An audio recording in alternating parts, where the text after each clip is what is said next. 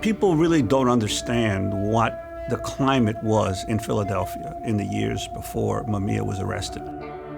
Because if they did, they would look at his arrest and his trial in a different fashion.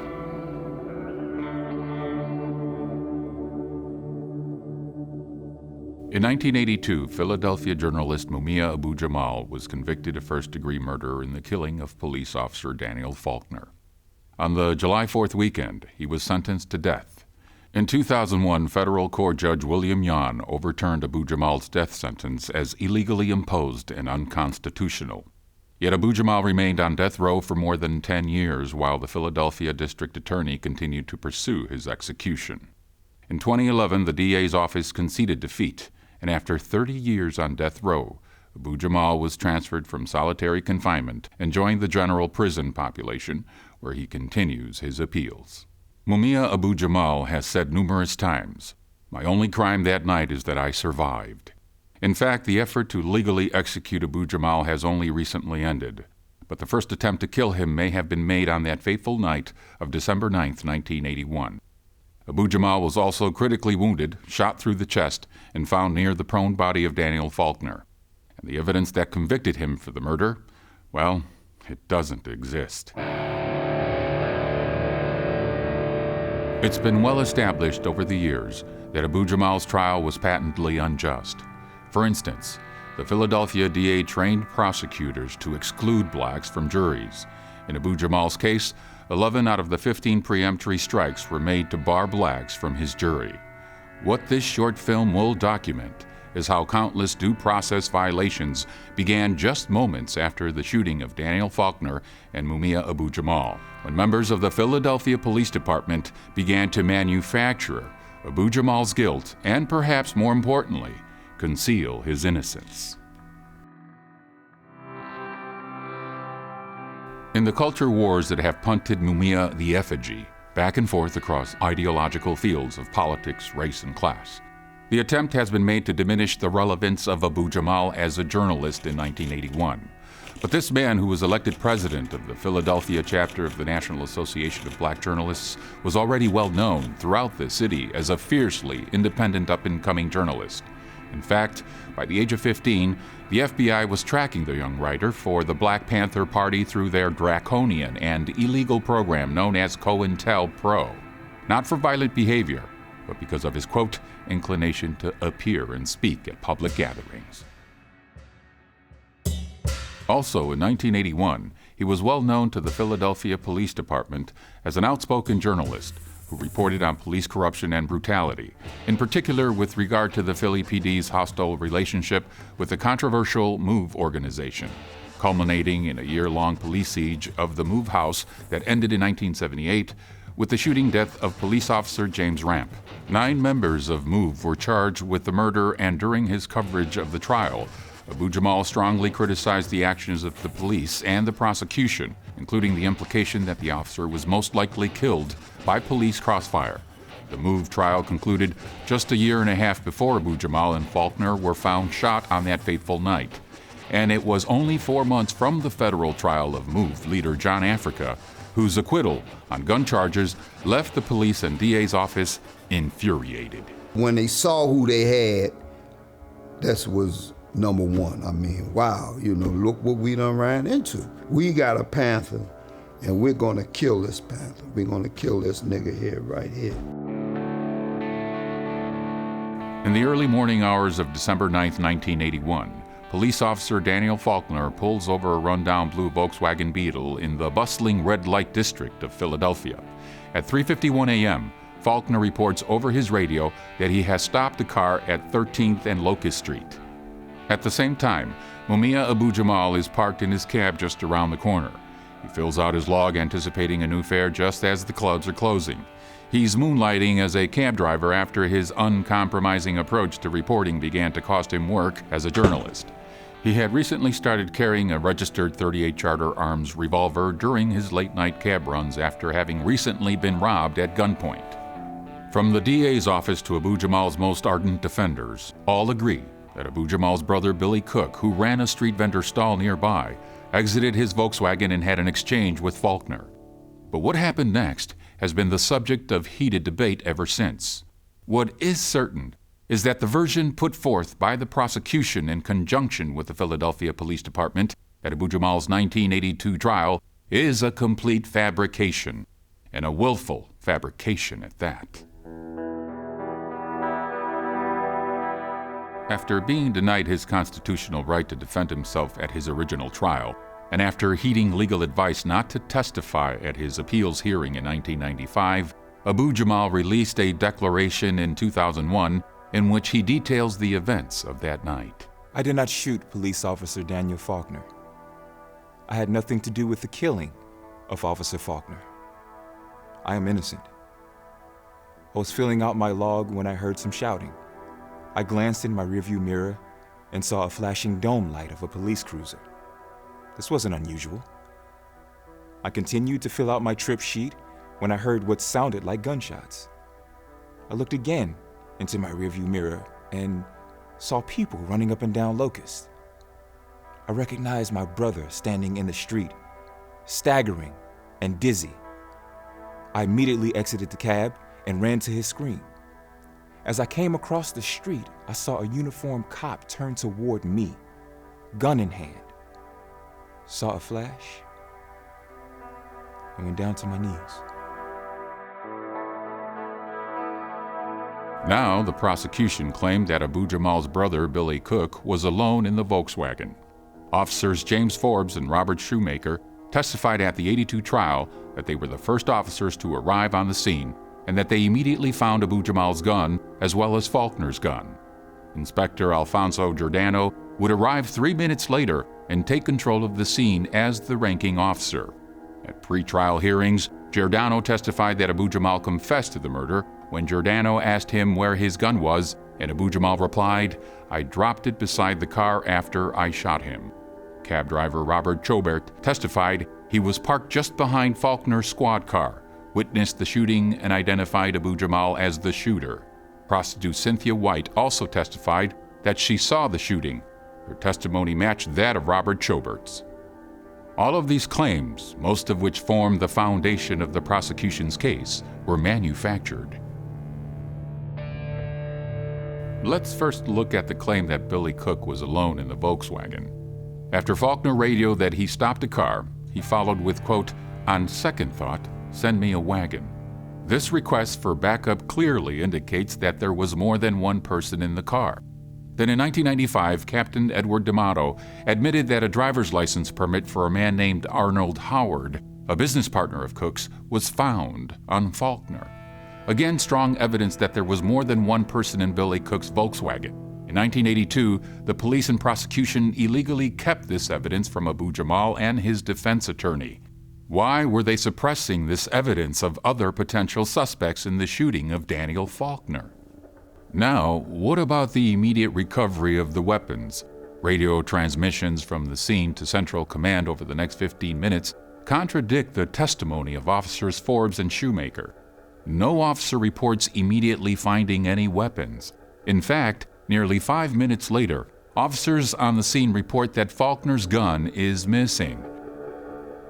It was 14 minutes before it was reported that the suspect's gun was recovered and that they had the doer in custody. There is no report that Abu Jamal confessed. There is no report that a witness or witnesses identified anyone as the shooter. Prior to the arrival of the police mobile forensics unit, freelance photographer Pedro Polikoff arrived, moving freely through the crime scene and snapping off more than 24 photos. These photos show, contrary to police regulations, that the area was not properly secured to preserve evidence. The photographs also show Officer Forbes walking around carrying both guns in his bare hand. This lack of regard for forensic evidence looks more like willful intent to manipulate a crime scene when you consider the following. Police reported no fingerprints on the guns. No tests were done on Abu Jamal's hands for gunpowder residue. Contrary to police regulations, Officer Forbes failed to immediately turn over the weapons to the mobile crime unit. In fact, the weapons were not turned over for 2 hours. Later, the police falsely described the bullet from Faulkner's head wound as too damaged and deteriorated to do a comparison ballistics test with a bullet fired from Abu Jamal's gun. But photographs of the bullet clearly show the identifying characteristics, its twists, the number of lands and grooves, and the relative widths. Instead, the prosecution claimed that the bullet was, quote, consistent with one fired from Abu Jamal's Charter Arms .38 revolver, although police ballistics expert Anthony Paul admitted this is true of, quote, multiple millions of guns. During appeals, when Abu Jamal and his legal team demanded independent testing to determine if the bullet was fired from Abu Jamal's gun, their request was denied, first by Judge Albert Sabo, and then later by federal court judge William Yawn. What all of this clearly illustrates is that, in fact, there is no physical evidence that Abu Jamal shot Faulkner, or that his gun was the murder weapon. But what about eyewitness testimony? What about Cynthia White, the prostitute whose testimony was the linchpin to the prosecution's case? Several times after the shooting, she was arrested only to be let go after she signed updated witness statements. Each time, the story changed to make a stronger case against Abu Jamal. By the time the case went to trial, her statement fit perfectly into the prosecution's case. Witnesses Pamela Jenkins and Yvette Williams swore that White said she was scared for her life under police threats if she didn't testify as they wanted. Witness Veronica Jones blurted out on the witness stand at the 1982 trial that the police told her Cynthia White was given a deal to say that Abu Jamal was the shooter. Jones testified that the police threatened her to ID Abu Jamal as well. What's more, all the civilian witnesses, both for the prosecution and the defense, testified that they didn't see Cynthia White on the scene, or only later after the police arrived. And what about eyewitness Robert Chobert? His testimony was arranged most likely by Inspector Alfonso Giordano. The official police photos, as well as Polikoff's photos, show Chobert's cab was not parked behind Faulkner's squad car as claimed by Chobert and the prosecution. In fact, Chobert was driving illegally that night on a suspended license while on probation after being paid to throw a firebomb into a grade school. During appeals, Chobert admitted that in exchange for his testimony, the prosecution said they would assist with his probation. What's more, Chobert later admitted that he was parked elsewhere and that his testimony was false. The prosecution offered two more eyewitnesses, Michael Scanlon and Albert Magilton. Both men said that they did not see the shooting. Magilton only saw a man run across Locust Street. Scanlon explicitly described the man he saw as having an afro hairstyle and not dreadlocks. There are yet more troubling questions about what happened that night. Questions that continually underscore the innocence of Abu Jamal as well as the effort to frame him. 6 witnesses, including Robert Chobert, made statements that one or more people fled the scene. There is no evidence that investigators ever pursued this person or persons, and, according to these witnesses, they were subjected to police threats, coercion, or offered favors by the prosecution. William Singletary, a local businessman, said he was standing on a nearby street corner and witnessed the shootings. Immediately after, he tried to give his statement to police that Abu Jamal arrived after Faulkner was already shot. Homicide detectives interrogated and threatened Singletary with bodily harm as well as the trashing of his business if he testified in favor of Abu Jamal. And then Abu Jamal's brother, Billy Cook, later swore that his business partner, Ken Freeman, was in the car with him and participated in the shooting of Faulkner. Cook said police threatened him with his life and that he too would be charged with Faulkner's murder if he testified for his brother at trial.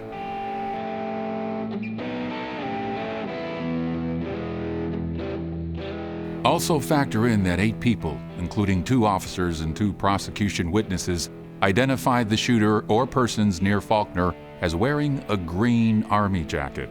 But Billy Cook was wearing a blue Nehru-style jacket, and Abu Jamal was wearing a blue quilted ski jacket with wide red zigzag stripes.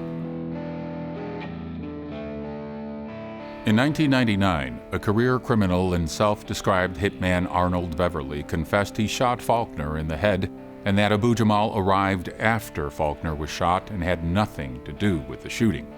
Without providing any reason except that the confession was too late, the Pennsylvania and federal courts have refused to even admit this confession into evidence. Now, while the prosecution supposedly had 4 witnesses to the shooting, none of their witnesses ever said they saw Abu Jamal get shot. The prosecution argued that as Abu Jamal came across Locust Street, he shot Faulkner in the back, and as Faulkner turned and was falling down, he pulled his gun and shot Abu Jamal. An upward shot through his chest. While the prosecution tried to explain the clear downward trajectory of the bullet as a ricochet off his ribcage, medical evidence is clear that the bullet moved cleanly into Abu Jamal's chest, through his lung, and lodged near his liver in an uninterrupted downward line. The prosecution's rendition of how Abu Jamal was shot is physically impossible. But perhaps the most striking fabrication of the case presented to jurors in 1982, a falsehood that formed the emotional foundation of the prosecution's case and its success in securing a death sentence, is the testimony of Cynthia White and Robert Chobert that Abu Jamal shot Faulkner, execution style, standing directly over him and unloading 4 rounds, somehow 3 miss and only 1 strikes Faulkner in the face. Now, what this claim actually shows is the clear intent by members of the Philadelphia Police Department and the District Attorney's Office to frame Mumia Abu Jamal for a crime he did not commit.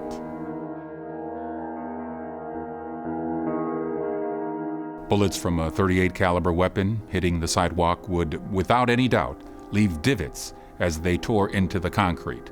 As shown by this photo analyzed by Robert Nelson, an expert in photo enhancement and analysis at NASA's Jet Propulsion Laboratory, the concrete was, as Nelson determined, quote, completely smooth. This photograph proves that White and Chobert could not have seen, as they claimed at trial, anyone stand over Faulkner and fire. This clearly supports, along with the other evidence of police intimidation, that their testimony was arranged to support a patently false, physically impossible rendition of the crime. This execution-style account invented by the police and prosecution was a key part of their concerted effort not only to get a guilty verdict, but the death penalty. Mumia Abu Jamal's arrest for this murder was shocking to all who knew him or knew his work. The headline of the Philadelphia Inquirer the next day was unusually sympathetic, stating, "The suspect, Jamal, an eloquent activist not afraid to raise his voice." Philadelphia Inquirer, December 10, 1981. Arrested and charged with murdering a police officer, Abu Jamal from the very outset acted on his innocence, twice requesting a police lineup, a direct challenge to prosecution witnesses to identify him. He knew the real shooter, or shooters, must have fled the scene, but the court denied his requests for a lineup, just as they would deny his request for funds that would pay for defense investigations as well as expert ballistics witnesses.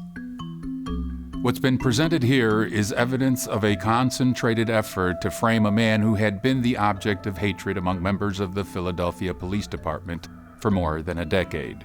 Though it was denied by police, the admitting doctor at Jefferson Hospital, where both Abu Jamal and Faulkner were admitted, noted injuries indicating that Abu Jamal took a serious beating in addition to his critical gunshot wound.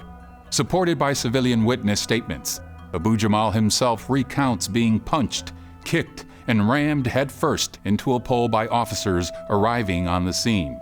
After being thrown into a police van, Inspector Alfonso Giordano assaults Abu Jamal in the head with a police radio while hurling racial slurs.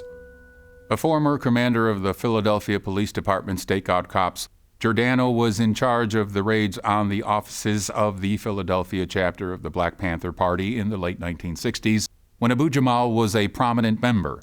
Giordano was also in charge of the year-long police siege of Move in 1978, which typified racial tensions in the city at the time and resulted in the subsequent trial of the Move 9. When Giordano arrived on the crime scene to find the wounded journalist Abu Jamal, he knew exactly who he was, and from that moment on, all police attention was directed to producing evidence of Abu Jamal's guilt and nothing else. As the prosecution built their case, Giordano was the prime police witness during pretrial hearings, and his account of Abu Jamal's confession was a cornerstone. But without explanation, he was pulled from the case and did not even testify at trial. Unknown to Abu Jamal and his defense, Giordano, as well as the commander and deputy commander of the Center City area, along with the head of the homicide division, in fact, the entire chain of command in Abu Jamal's prosecution, were all under FBI investigation for corruption at the time of Faulkner's murder. Giordano was removed from his post as a command inspector and relegated to desk duty after the FBI and the Justice Department apparently informed Philadelphia District Attorney Ed Rendell that Giordano was under investigation for corruption and his testimony at Abu Jamal's trial would undermine their case. Giordano resigned from the police force at full retirement pay, the first working day after Abu Jamal's conviction. His previously publicized report that Abu Jamal confessed to shooting Faulkner was not even introduced at trial. But the prosecution would still get their confession. The DA's office convened a roundtable meeting and asked police witnesses, did anybody hear his statement? Officers Gary Bell and Gary Wachschel, along with Jefferson Hospital security guard Priscilla Durham, suddenly report a second confession by Abu Jamal. At this point, this dramatic second confession is being remembered and reported more than 2 months after the night of the crime. Officer Wachschel, assigned to Abu Jamal from the crime scene through his admittance to the hospital, along with Officer Bell and security guard Durham, reportedly heard Abu Jamal say, "I shot the motherfucker and I hope he dies." But less than 2 hours after supposedly hearing this confession, Wachschel completed his report to homicide detectives with the statement that during his entire time guarding Abu Jamal, quote, "the Negro male made no comments." When Wachschel was questioned during appeals why it took more than 2 months to report this supposed confession, he explained that he was too distressed to remember and then later claimed, quote, "I only then realized it might have some meaning." Security guard Priscilla Durham, who had aspirations to become a police officer herself, later admitted to her stepbrother that she lied about hearing this confession. And what about Dr. Anthony Coletta, who was with Abu Jamal from the time he arrived in the emergency room until he went into surgery and stated that he did not hear nor hear of any confession made by Abu Jamal in the hospital?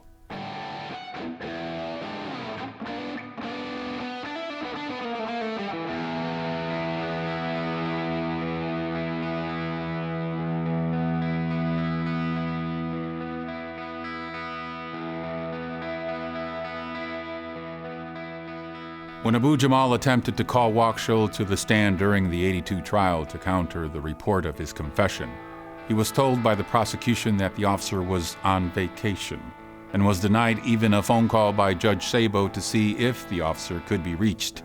When Abu Jamal protested this blatantly unreasonable and unjust denial, Sabo's response was, "Your attorney and you goofed."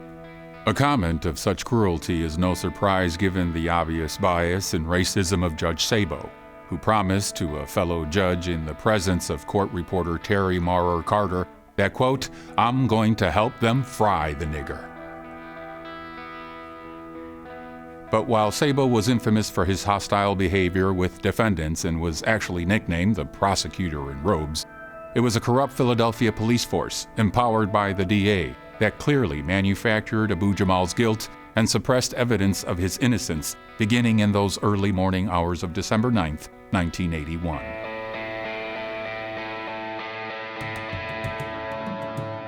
In 1998, from the bowels of death row, Mumia Abu Jamal made this statement, a statement that reaches back into Philadelphia's unquestionably racist history and shines a bright light into the darkness.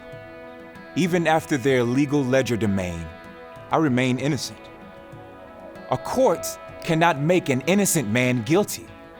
Any ruling founded on injustice is not justice. The righteous fight for life, liberty, and for justice can only continue.